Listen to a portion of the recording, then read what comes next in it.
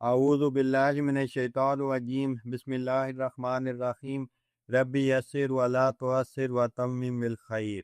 तारीख़ तबरी जिल्द 2 का मताला कर रहे हैं। आज के एपिसोड में बनु जरम के छुपाए हुए ख़जाने की दस्तयाबी, चोरी और तामीर काबा की गैबी इजाज़त, इसके बारे में बात करेंगे। सबसे पहले आपसे रिक्वेस्ट है कि अगर आपने अभी तक इस चैनल को सब्सक्राइब नहीं किया तो सब्सक्राइब करें, लाइक करें, शेयर करें और बेल आइकॉन लाजमी प्रेस करें ताकि आपको हर नई आने वाली वीडियो का नोटिफिकेशन मौसूल हो सके।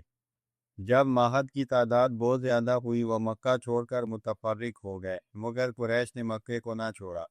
जब अब्दुल मुत्तलिब ने जमजम को खुदवाया तो इसमें वो दोनों हिरन मिले जिनको जरहम दफन कर गए थे।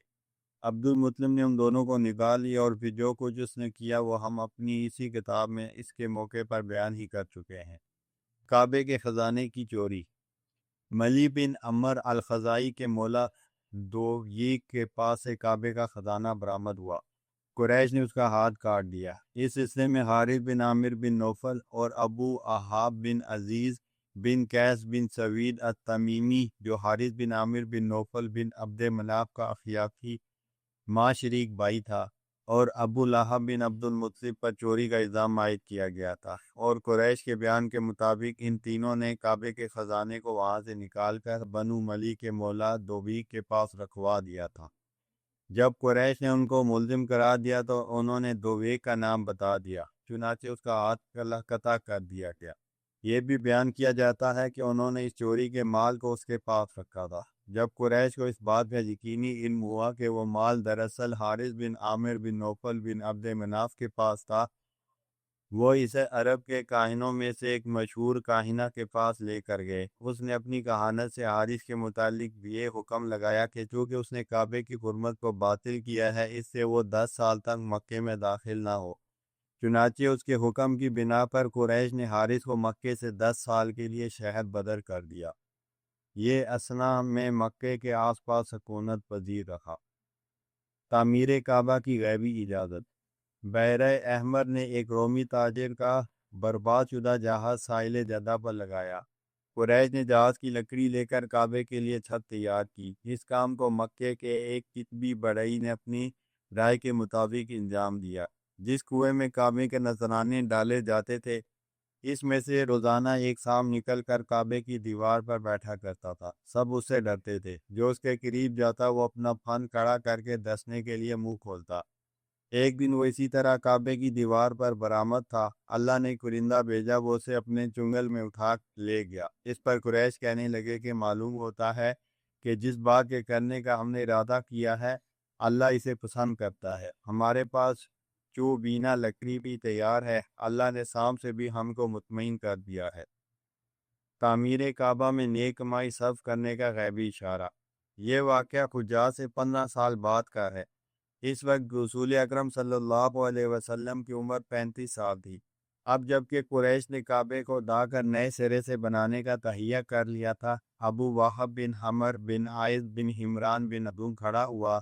उसने काबे का एक पत्थर उठाया, मगर वो पत्थर उसके हाथ से गिर पड़ा और जहाँ से उठाया गया था इसी जगह पर चला आया। ये देखकर अबू वाहब ने कुरैश से कहा कि काबे की तामीर में सिर्फ अपनी पाक कमाई लगाना, किसी बदकारी का पैसा, सूद का रुपया या जुल्म करके हासिल किया हुआ रुपया ना लगाया जाए। बाद लोगों ने इस कौल को वलीद बिन वगैरह से मंसूब किया है।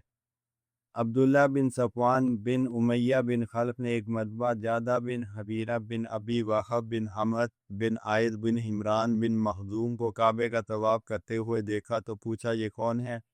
लोगों ने उसे बताया कि ये जादा बिन हबीरा है। इस पर अब्दुल्ला बिन सफ़वान ने कहा कि जब कुरैश ने काबे के दार देने का इरादा किया तो इसी के दादा अबू वाहब ने काबे का एक पत्थर उठाया, मगर उसके हाथ से छूट गया और अपनी जगह चला गया। इस वक्त उसने कुरैश से कहा था कि इस काबे की तामीर में अपनी सिर्फ हलाल कमाई का रुपया लगाना, किसी बदकारी का रुपया या जुल्म से हासिल किया हुआ माल हरगिज न लगाया जाए। ये अबू वाहब रसूल अकरम सल्लल्लाहु अलैहि वसल्लम के वालिद का मामू था। तामीर काबा के लिए कामों की तकसीम।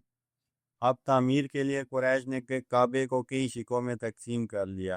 दरवाजे का हिस्सा बनु अब्द मनाफ और बनु जोहरा के मुतालिक हुआ। رکن اسود سے رکن یمانی تک بنو مخزوم، تیم اور دوسرے قریش کے قبائل جو ان میں شامل ہو گئے تھے کہ متعلق کیا گیا۔ کعبے کی پشت بنو جمحہ اور بنو سہم کے متعلق ہوئی۔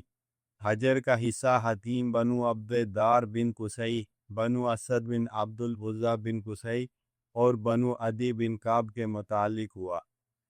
کعبے کو شہید کرنے سے قریش کی گھبراہٹ، مگر پھر سب کعبے کو منہدم کرنے سے خائف ہوئے اور اس منصوبے سے رک گئے۔ ولید بن مغیرہ نے کہا میں اس کی ابتدا کرتا ہوں۔ اس نے پھاوڑا اٹھایا اور کعبے پر لے کر کھڑا ہوا اور وہ کہتا تھا اے اللہ، کوئی مذموم ارادہ نہیں ہے، ہم کعبے کے ساتھ خیر خواہی کرنا چاہتے ہیں۔ یہ کہہ کر اس نے دونوں رکنوں کی سم سے کچھ حصہ منہدم کر دیا۔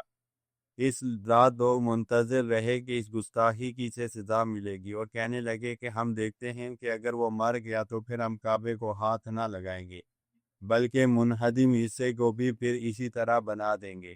اگر اسے کوئی تکلیف یا مرض لاحق نہ ہوا تو معلوم ہو جائے گا کہ جو کچھ ہم نے کیا ہے اللہ نے اسے پسند کیا ہے، پھر ہم کعبے کو منہدم کر دیں گے۔ دوسری صبح کو ولید صحیح سالم کعبے کو ڈھانے آ گیا اور اس نے کچھ اور حصہ منہدم کیا۔ اب اور لوگ بھی اس کے ساتھ تھے۔ گراتے گراتے اس کی بنیاد تک پہنچے اور ان سب پتھروں تک آ گئے جو دانتوں کی شکل میں ایک دوسرے سے جڑے ہوئے تھے۔ ایک کرشی نے جو کعبے کے گرانے میں شریک تھا ان دونوں سب پتھروں کے درمیان کو ڈالی تاکہ وہ ان میں سے ایک کو نکال لے، مگر پتھر کے جنبش کرتے ہی پورے مکے میں زلزلہ آ گیا۔ اس پر قریش اس بنیاد پر رک گئے۔ تعمیر کعبہ۔ اس کے بعد تمام قبیلوں نے کعبے کی تعمیر کے لیے پتھر جمع کیے۔ ہر قبیلہ علیحدہ علیحدہ پتھر جمع کرتا تھا۔ پتھر جمع ہونے کے بعد انہوں نے تعمیر شروع کی۔ جب عمارت رکن کی جگہ تک بلند ہو گئی تو ہر قبیلے نے مطالبہ کیا کہ اس کے اوپر صرف اسی کو تعمیر کا شرف حاصل ہو، دوسرا نہ بنائے۔ اس مطالبے نے نزاع کی صورت اختیار کی۔ تعمیر چھوڑ کر وہ علیحدہ علیحدہ جمع ہوئے۔ ایک نے دوسرے کو حلیف بنایا اور لڑائی کی دھمکی دی۔ بنو عبد الدار خون سے بھرا ایک تش لائے اور انہوں نے بنو عدی بن کعب سے اس خون میں ہاتھ ڈال کر آخر دم تک لڑنے کے لیے معاہدہ کیا۔ اسی وجہ سے ان کا نام لاتیکا الدم ہوا۔ 4-5 راتیں قریش اسی طرح معطل و بیکار رہے، پھر سب نے مسجد میں جمع ہو کر مشاورت کی اور سمجھوتا کر لیا۔ نزاع تعمیر کا تسویہ۔ ابو امیہ بن مغیرہ اس وقت قریش کا سب سے سن رسیدہ آدمی تھا۔ اس نے قریش سے کہا کہ اس نزاع کے تسویے کو اس شخص کے حوالے کر دو جو سب سے پہلے مسجد میں داخل ہو۔ اتفاق کی بات کہ سب سے پہلے رسول اکرم صلی اللہ علیہ وسلم وہاں تشریف لائے۔ ان کو دیکھ کر تمام قریش نے کہا بے شک یہ امین ہیں، ہم ان کے تسویے پر راضی ہیں، یہ محمد صلی اللہ علیہ وسلم ہیں۔ قبل النبوت حضور کا عظیم دانشمندانہ فیصلہ۔